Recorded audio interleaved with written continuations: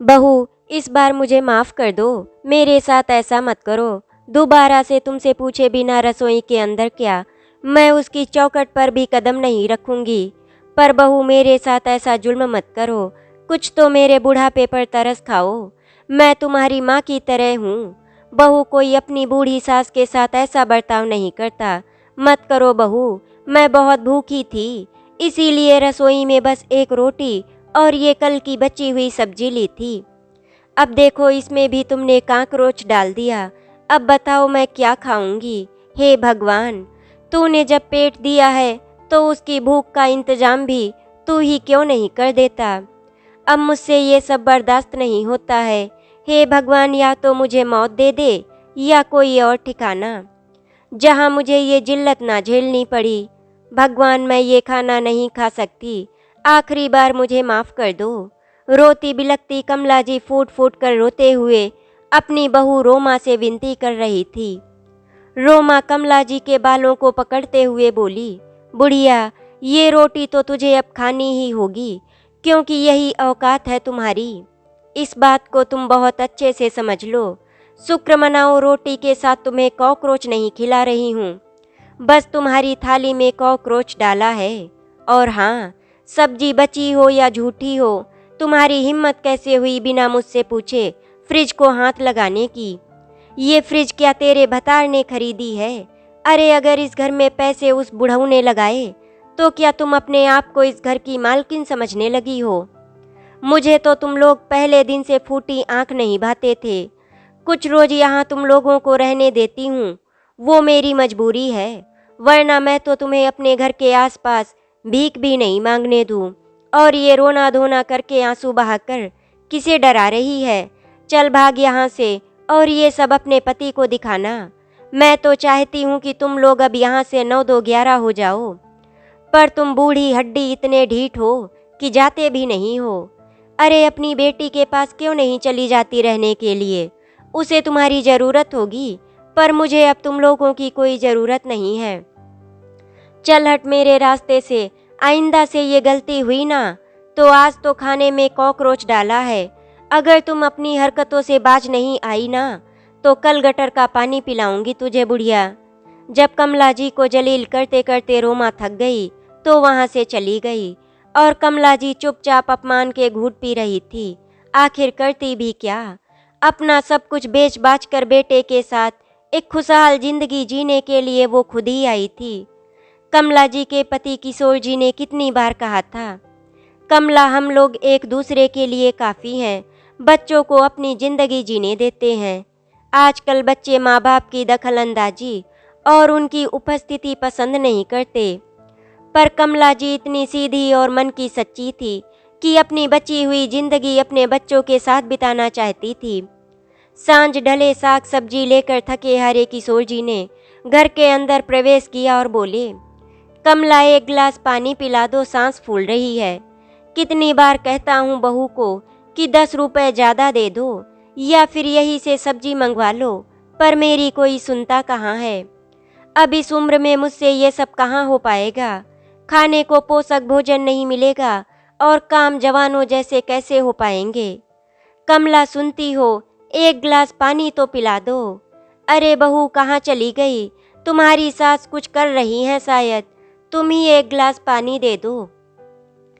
कहते कहते किशोर जी बरामदे की टूटी हुई कुर्सी पर निढाल होकर बैठ गए।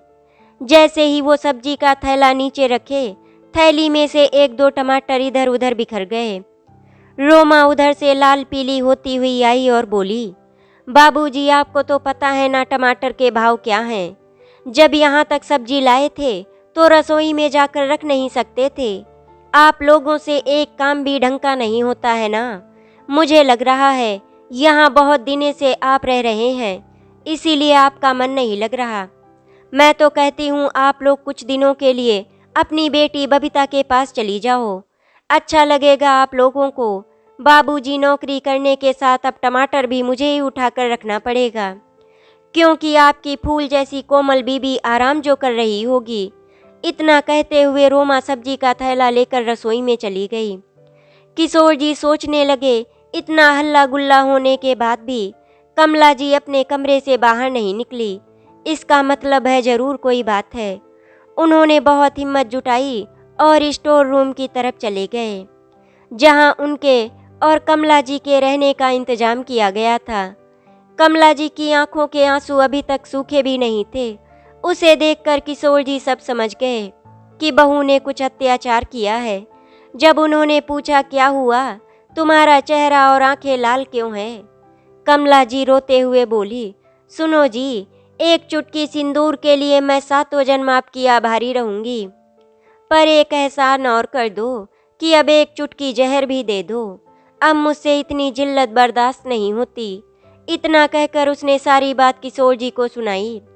किशोर जी की आंखें भी भर आई और वे बोले, कमला, तुम्हारी इस हालत का मैं ही जिम्मेदार हूँ। काश मैंने तुम्हारी बात नहीं मानी होती तो आज तुम्हारी ये दशा नहीं हुई होती। कमला, अब तुम चुप हो जाओ। अभी मैं इतना भी कंगाल नहीं हुआ हूँ कि तुम्हारे रहने की व्यवस्था नहीं कर सकता। इतना कहते हुए वो कुछ सोचने लगे और उस दिन को याद करने लगे जब किशोर जी को याद आ गया जहाँ उन्होंने अपने जीवन का एक बड़ा हिस्सा बिताया था। इसके बारे में बेटे बहू को याद भी नहीं था। हाँ, शहर में जब नौकरी के सिलसिले में बस गए थे तो उनके रिटायर होने पर उनके बेटे बहू ने उस घर को बेचने का सुझाव दिया और अपने पास दिल्ली बुलाया था। रोमा नौकरी करती थी और वृद्ध दंपत्ति को बेटे बहू के साथ समय बिताने का मौका मिला। अतीत में खोया मन कब निश्चेष्ट हो गया पता ही नहीं चला। किशोर जी भी अपने पैतृक स्थान को भूल चुके थे। बेटे बहू के साथ खुश रहने का सुख जो कि सिर्फ सपना ही होता है, ये सुख उन्हें भी अपनी तरफ आकर्षित करने लगा। शुरू शुरू में रोमा का स्वभाव अच्छा था। सास ससुर के साथ रहने का ज़्यादा मौका नहीं मिला था। रोमा का समय ऑफिस और घर के कामों में बीतता था। वहां आने के बाद कमला जी ने कहा, बहू, घर के कामों की चिंता मत करो। कुछ काम तो काम वाली कर जाती है, बाकी मैं कर लूँगी। पूरा दिन खाली ही तो रहती हूँ। लेकिन रोमा को उन्हें कोई भी जिम्मेदारी सौंपना पसंद नहीं था। वो सब कुछ खुद करती थी या काम वाली से करवाती।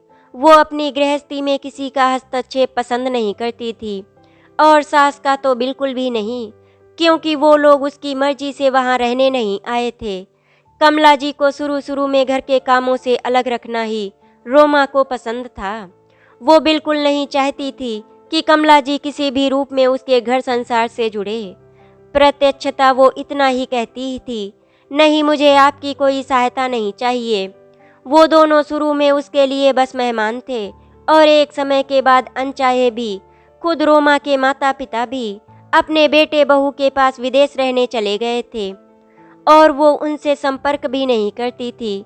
कमला जी ने कई बार रोमा के स्वभाव से ये स्पष्ट जान लिया कि एक लंबे समय के लिए उसे घर में उन दोनों का रहना मुश्किल हो जाएगा।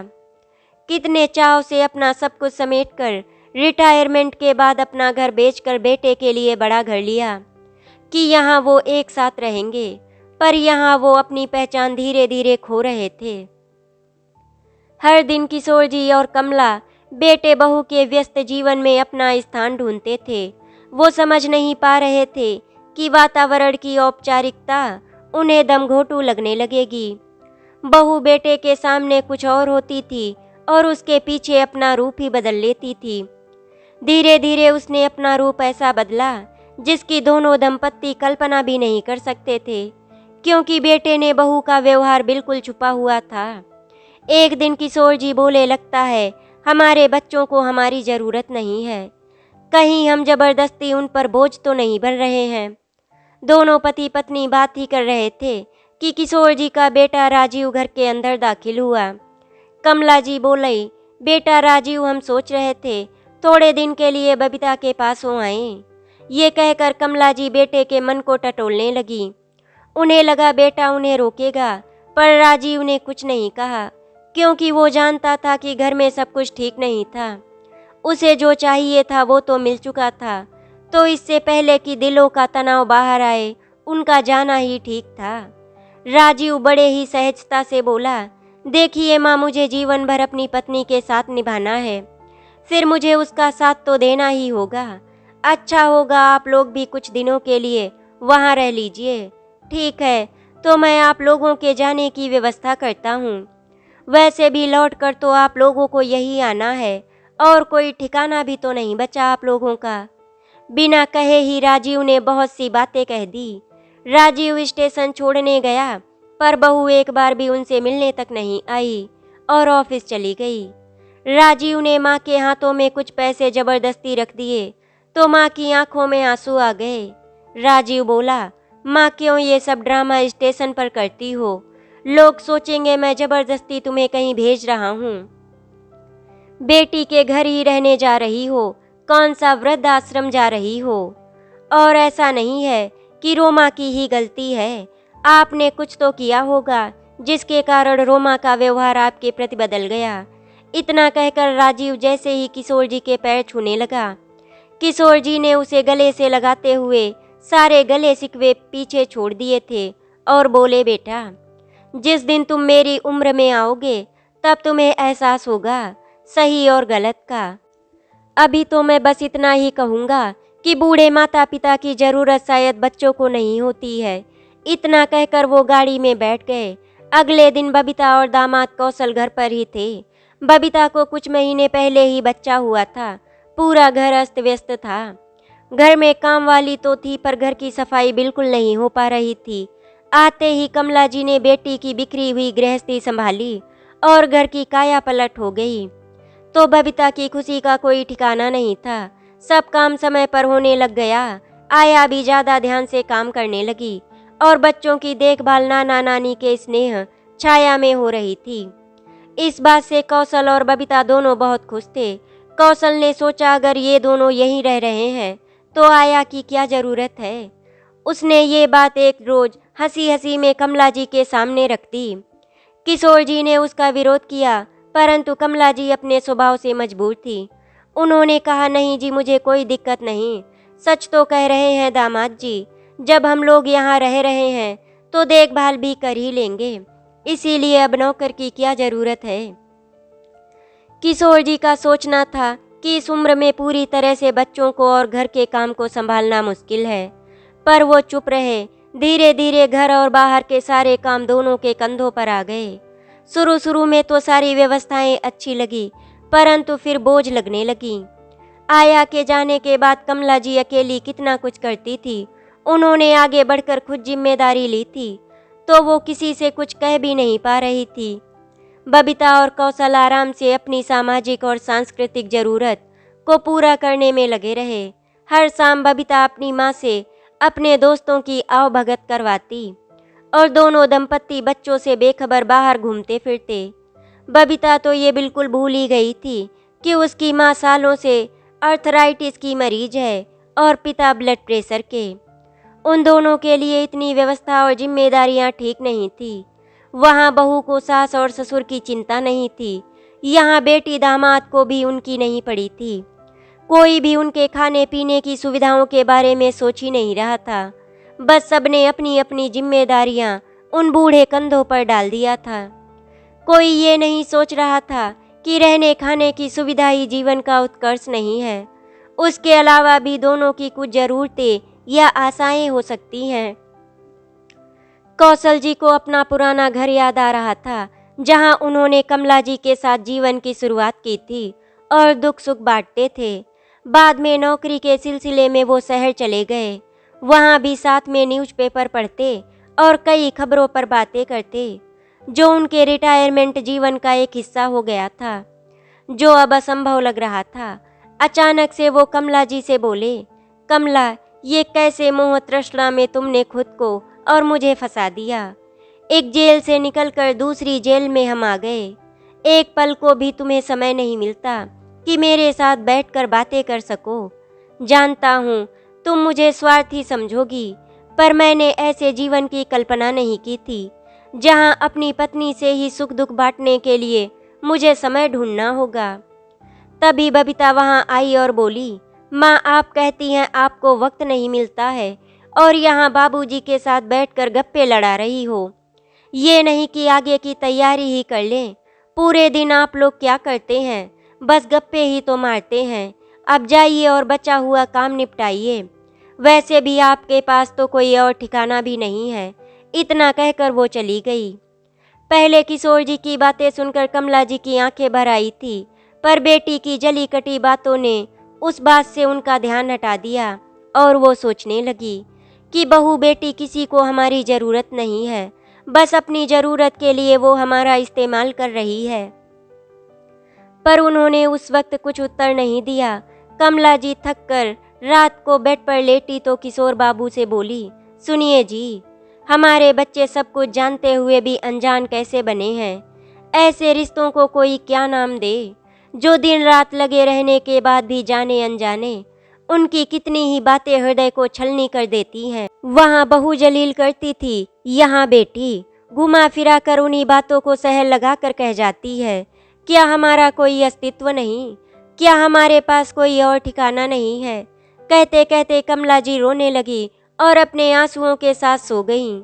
2-3 महीने में ही दोनों अपना अस्तित्व भूल बैठे।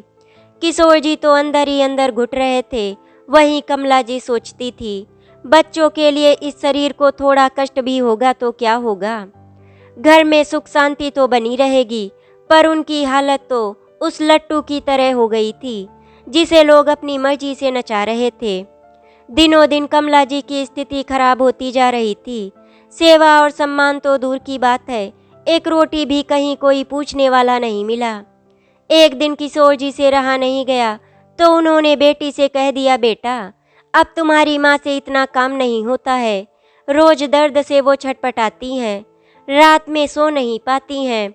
मैं हर रोज उसके पैर दबाता हूँ, पर मेरी भी तो स्थिति देखो, मैं भी तो बूढ़ा हो गया हूँ। मैं तुम्हारी माँ की सेवा करूँ, ये तुम्हें अच्छा लगेगा?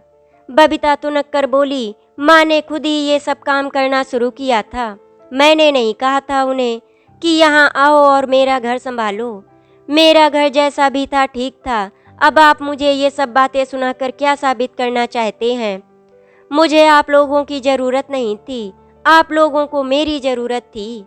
किशोर जी सोचने लगे कि हाँ, घर तो बबीता का ही था, वो दोनों तो मेहमान थे। बबीता ने कौशल से आया को वापस बुलाने की बात की तो कौशल का मूड खराब हो गया। खैर आया आई तो कमला जी ने चैन की सांस ली, लेकिन कौशल का व्यवहार बहुत बदल गया।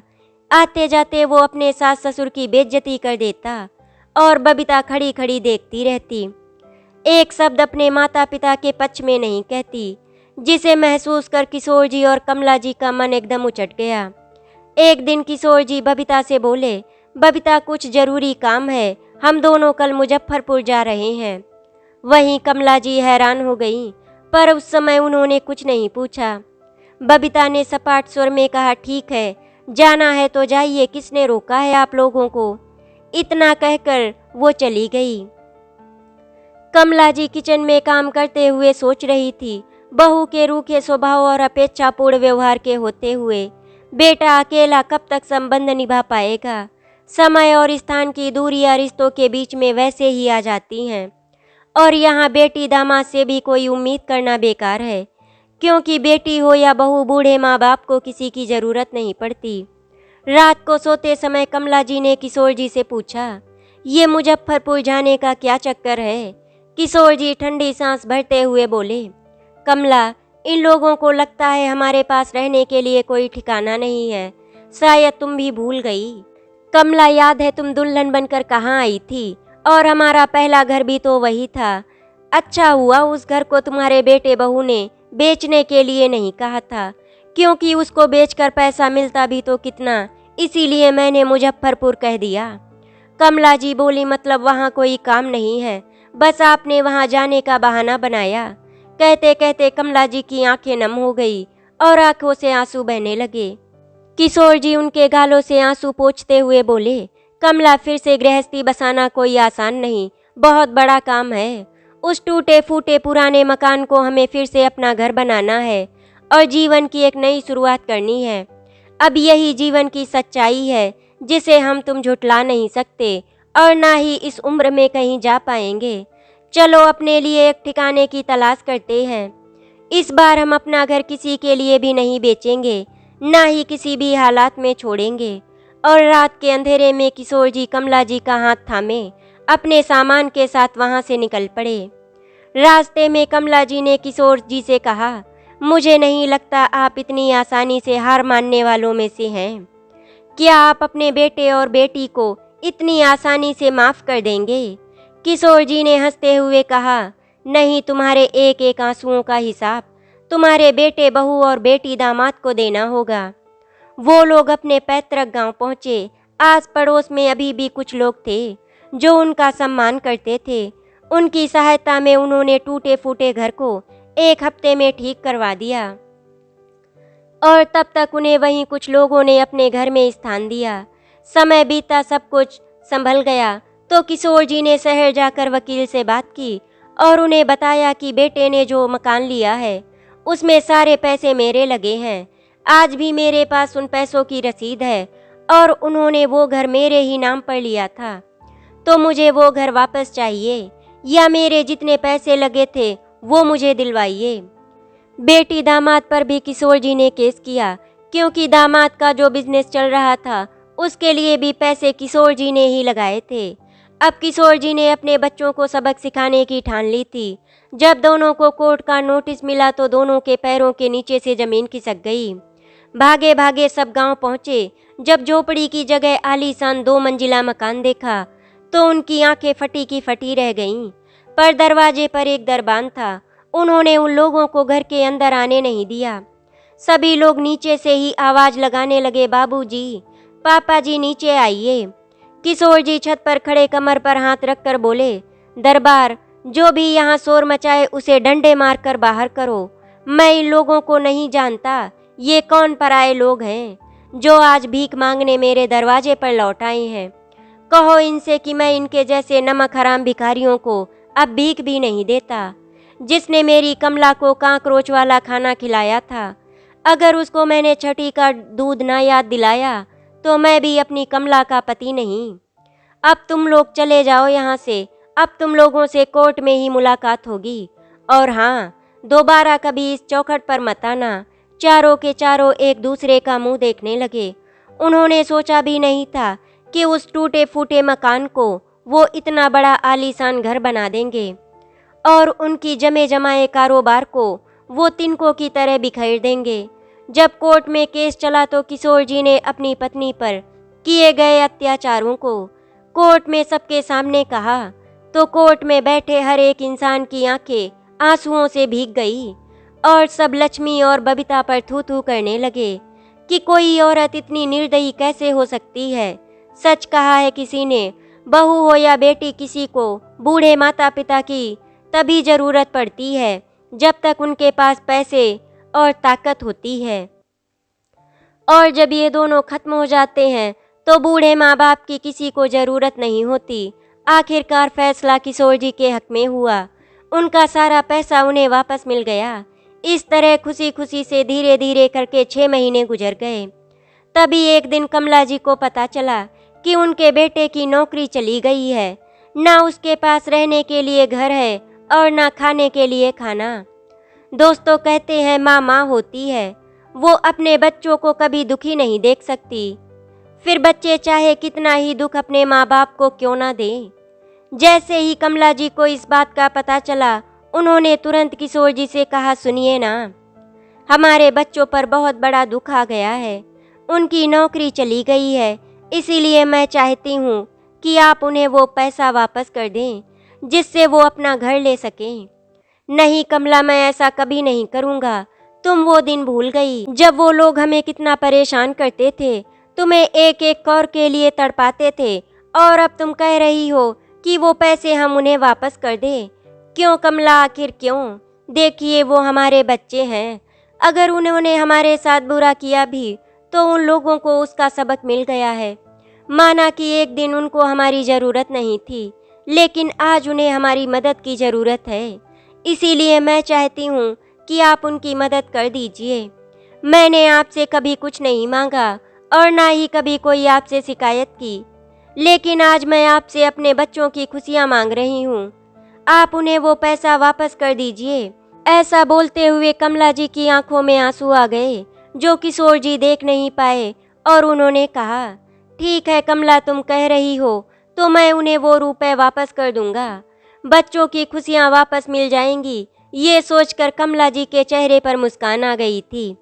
इतना दुख भोगा था उन्होंने अपने बच्चों के पास में, लेकिन वो अपने बच्चों का दुख नहीं देख पाई। यही होता है माँ का प्यार। माँ के प्यार का कोई मोल नहीं होता, वो तो अनमोल होता है। किशोर जी ने अपने बेटे बहू और बेटी दामाद सबको अपने घर पर बुलाया और जो पैसे किशोर जी ने कोर्ट के द्वारा उनसे वापस लिए थे, उसमें से आधे पैसे उन्होंने दोनों बच्चों को वापस कर दिए। उन चारों ने किशोर जी और कमला जी से माफ़ी मांगी। आज उन्हें अपनी गलती का एहसास हो गया था, इसीलिए उन्होंने किशोर जी और कमला जी को अपने साथ चलने के लिए कहा। लेकिन किशोर जी ने उनके साथ चलने से साफ साफ मना कर दिया। उन लोगों के जाने के बाद किशोर जी ने कमला से बात करके जिस घर में वो लोग रहते थे, वो घर और आधे पैसे किशोर जी ने जीते जी अपनी जिंदगी में वृद्ध लोगों के नाम कर दिए और कमला जी के साथ बची हुई जिंदगी खुशी खुशी बिताने लगे। आशा करती हूँ आपको हमारी कहानी अच्छी लगी होगी। अगर आपको हमारी कहानी अच्छी लगी तो वीडियो को लाइक एंड शेयर करें, चैनल को सब्सक्राइब करें। वीडियो देखने के लिए आपका धन्यवाद।